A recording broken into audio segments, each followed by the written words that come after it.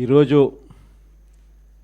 రాష్ట్రంలో ఉన్న ప్రత్యేకమైన పరిస్థితులు ఏమిటో, ఈ ప్రత్యేక పరిస్థితుల మధ్య మీరు పోషిస్తూ ఉన్న పాత్ర ఏమిటో నేను వేరే చెప్పాల్సిన అవసరం లేదు. నిజంగా ఈరోజు పార్టీకి అన్ని రకాలుగా ఒక పెద్దన్న పాత్ర ఎవరైనా పోషిస్తూ ఉన్నారు అంటే అది న్యాయవాదులే అని చెప్పాలి. అడగకపోతే అమ్మైనా అన్నం పెట్టదన్నట్టుగా, కోరకపోతే దేవుడైనా కూడా వరం ఇవ్వడం అన్నట్టుగా, పిటిషన్ వేయకపోతే, న్యాయస్థానంలో మీరు నిలబడకపోతే న్యాయం కూడా దక్కే పరిస్థితి కూడా ఉండదు. కలియుగం అన్నది ఏమిటి అన్నది ఈ చంద్రబాబు నాయుడు గారి పరిపాలన చూస్తే ఈ 14 నెలల్లో ఓహో ఇదేనా కలియుగము అని చెప్పి అనిపించే పరిస్థితి ఎవరికైనా కూడా అనిపిస్తుంది.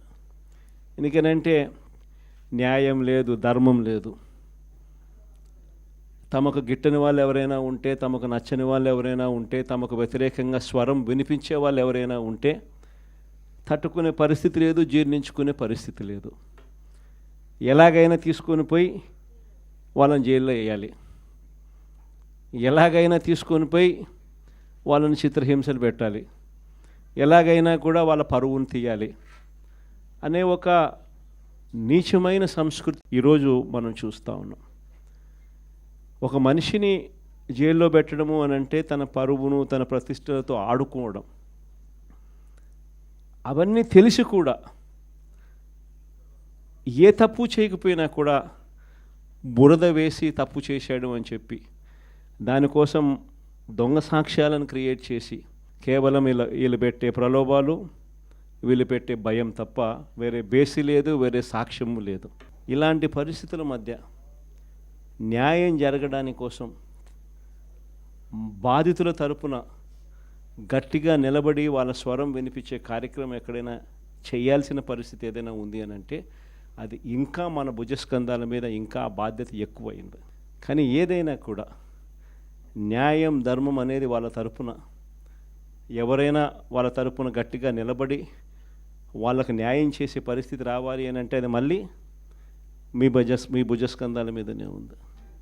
కాబట్టి మీరు పోషించే పాత్ర చాలా ఇంపార్టెంట్ పాత్ర.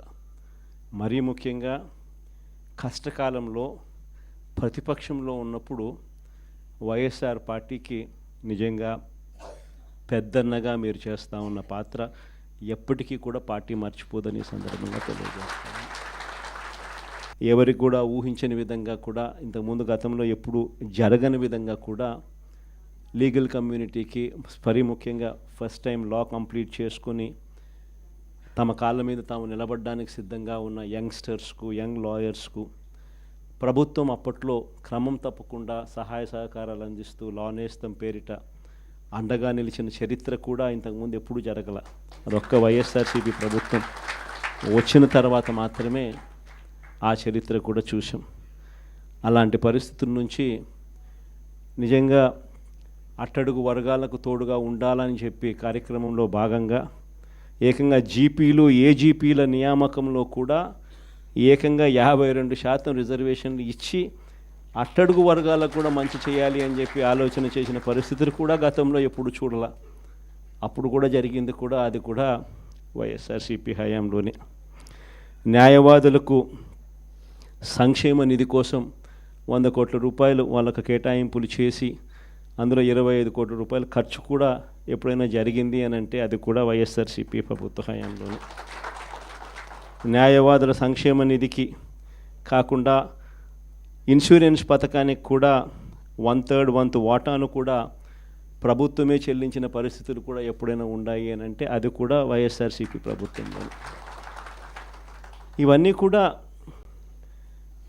దేవుడి దయతో ఇవన్నీ కూడా అప్పట్లో గర్వపడే విధంగా న్యాయవాదులందరికీ కూడా మనం మంచి చేశాము అని చెప్పి గర్వంగా పార్టీ చెప్పుకునే విధంగా కూడా చేయగలిగాం. కానీ ఈసారి మాత్రం మీ అందరికీ ఇంకొక కొత్త విషయం చెప్తా. జగన్ 2లో వైఎస్ఆర్సీపీ 2లో చూస్తూ చూస్తూ 1.5 సంవత్సరం అయిపోయింది.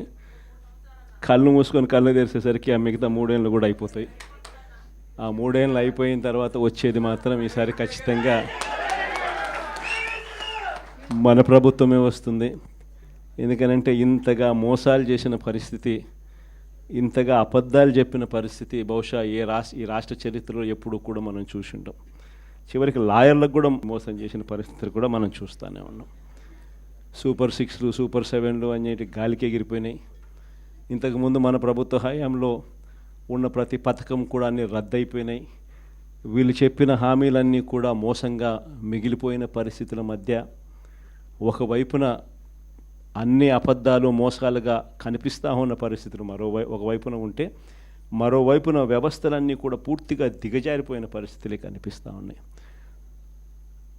చదువుల రంగం తీసుకున్న, పేదవాడి ఆరోగ్యానికి సంబంధించిన రంగం తీసుకున్న, వ్యవసాయ రంగం తీసుకున్న, లా అండ్ ఆర్డర్ తీసుకున్న, గవర్నెన్స్లో ట్రాన్స్పరెన్సీ తీసుకున్న, ఏ రంగాన్ని తీసుకున్నా కూడా అన్ని రకాలుగా తిరోగమనమే కనిపిస్తుంది తప్ప ఈ రాష్ట్ర ప్రభుత్వంలో ఎక్కడా కూడా పురోగతి, అభివృద్ధి అనేది ఎక్కడా కనిపించని పరిస్థితి.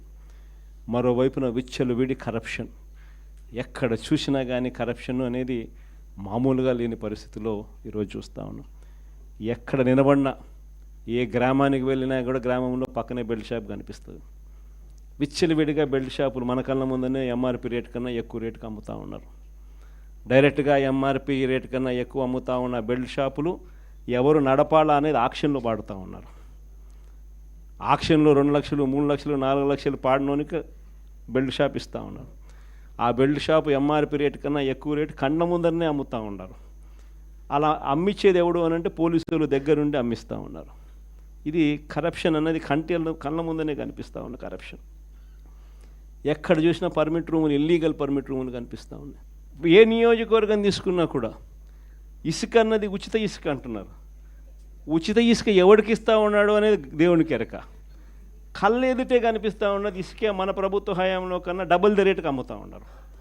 మన ప్రభుత్వ హయాంలో అన్న ఇసుకన్నా కనీసం సంవత్సరానికి 700 కోట్లు 750 కోట్లు గవర్నమెంట్కి ఆదాయం వచ్చేది రాయల్టీ రూపేణ. ఇప్పుడు రాయల్టీ రాకపోగా ఇసుకేమో డబుల్ రేటుకి అమ్ముతూ ఉన్నారు. ఏ నియోజకవర్గం తీసుకున్నా కూడా పేకాట క్లబ్బులు దగ్గరుండి నడిపిస్తూ ఉన్నారు ఎమ్మెల్యేలు, క్యాండిడేట్లు. పోలీసులు దగ్గరుండి ఆ పేకాట క్లబ్బులకు ప్రొటెక్షన్ ఇస్తూ ఉన్నారు. ప్రతి పేకాట క్లబ్ నుంచి నీకింత నాకింత అని పంచుకుంటా ఉన్న కరెక్ట్. ఇవన్నీ కళ్ళ ముందరే కనిపిస్తూ ఉన్న కరప్షన్. నేనేం వెరైటీ అని చెప్పడం.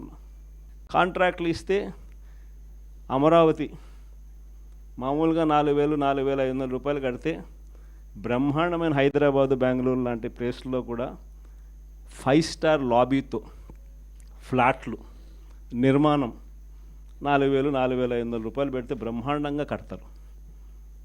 Cost of construction 4,500 rupees దాటదు.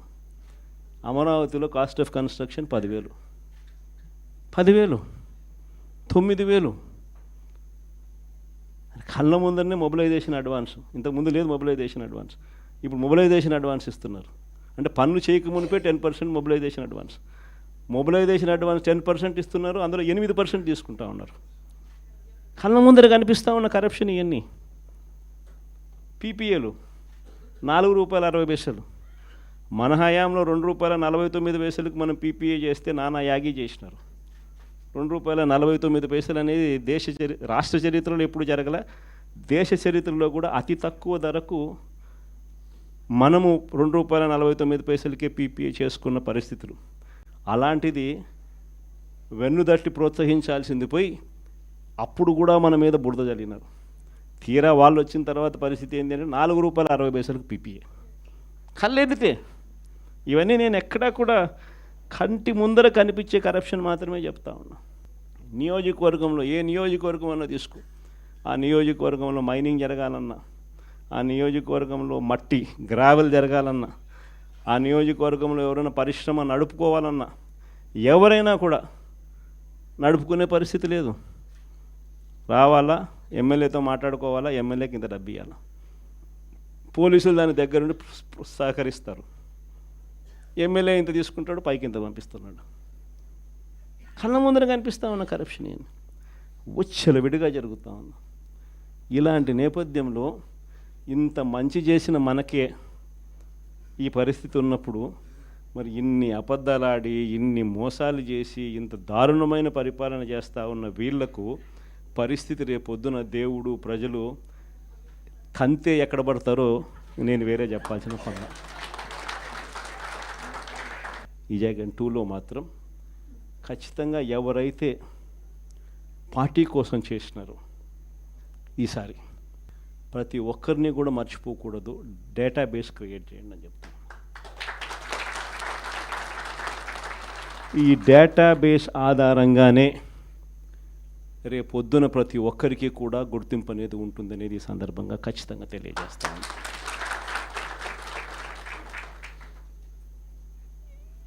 ఇక్కడే కాదు, రాష్ట్ర వ్యాప్తంగా కూడా రాబోయే రోజుల్లో నెక్స్ట్ 1 వీక్లో నెక్స్ట్ వీక్ బహుశా ఒక యాప్ కూడా తయారు చేస్తా ఉన్నాం. దాంట్లో కూడా మీ సీనియర్ లాయర్లు అందరూ కూడా దాంట్లో యాప్లో కూడా ఇన్వాల్వ్ అవుతున్నారు. యాప్ తయారీ కార్యక్రమంలో రాష్ట్ర వ్యాప్తంగా వైఎస్ఆర్సీపీ కార్యకర్తకు ఎవరైనా ఎక్కడ అన్యాయం జరిగినా ఆ యాప్ డౌన్లోడ్ చేసుకొని తన పేరు, తనకు ఏమన్యాయం జరిగింది, తనకు ఎవరి వల్ల అన్యాయం జరిగింది, ఆ అధికారి హోదా ఏమిటి, నీకు జరిగిన అన్యాయం ఏమిటి, ఆటోమేటిక్లీ మన డిజిటల్ లైబ్రరీలోకి వచ్చేస్తుంది. ఇక్కడ వచ్చిన తర్వాత రేపొద్దున మనం అధికారంలోకి వచ్చిన తర్వాత వీళ్ళందరి మీద రేపొద్దున జగన్ 2లో ఎవడెవడైతే అన్యాయం చేసినాడు, ఎవడెవడైతే అధికారి తన అధికారాన్ని దుర్వినియోగం చేశాడు, ఎవడెవడైతే అన్యాయంగా మనుషులను చిత్రహింసలు పెట్టారు, వాళ్ళందరినీ కూడా రేపొద్దున చట్టం మీద నిలబడతాం. చట్టం తన పని తాను చేసుకొని పోతుంది. ఎందుకంటే ఈరోజు చూస్తూ ఉన్నాం ఇవన్నీ కూడా. ఈరోజు లాయర్లుగా మనం పోయి వాదించే కార్యక్రమం ఏదైతే మనం చేస్తూ ఉన్నాము అని అంటే, ఎవరి తరపున మనం వాదిస్తున్నాము అని అంటే నిజంగా దెబ్బతిన్న వారి తరపున వాదిస్తూ ఉన్నాం. ఆ దెబ్బ అనేది ఎంత తీవ్రంగా కనిపిస్తూ ఉంది అని అంటే, కళ్ళ ఎదుటే దొంగ సాక్ష్యాలు, దొంగ కేసులు పెడతా ఉన్నారు. అందులో నుంచి దొంగ సాక్ష్యాలు పుడతా ఉన్నాయి. దొంగ సాక్ష్యాల ఆధారంగా మనుషులను తీసుకొని పోయి జైల్లో పెడతా ఉన్నారు. జైల్లో నుంచి ఆ మనిషి బయటకు వచ్చేసరికి ఆ కేసు అయిపోయేసరికి మరో కేసు, కరెక్ట్గా ఆ కేసు అయిపోయే టయానికి మళ్ళీ ఎక్స్టెన్షన్, మళ్ళీ ఆ కేసు అయిపోయేసరికి ఇంకొక కేసు, మళ్ళీ ఎక్స్టెన్షన్. నిజంగా ఈ వ్యవస్థ లేకన్నది మార్పు అనేది రావాలా.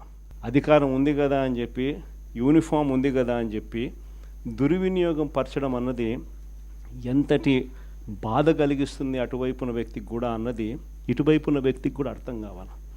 అర్థం కావడానికి అందుకనే లాయర్లు చేయించిన ఈ యాప్ని మనందరి సమక్షంలోనే నెక్స్ట్ వీక్ అది కూడా లాంచ్ చేసే కార్యక్రమం కూడా చేస్తాం. రాష్ట్ర వ్యాప్తంగా ఈ కార్యక్రమాలన్నీ చేసే ప్రతి విషయంలో కూడా మరొక్కసారి మళ్ళీ చెప్తా ఉన్నా, మీ పాత్ర చాలా ముఖ్యం.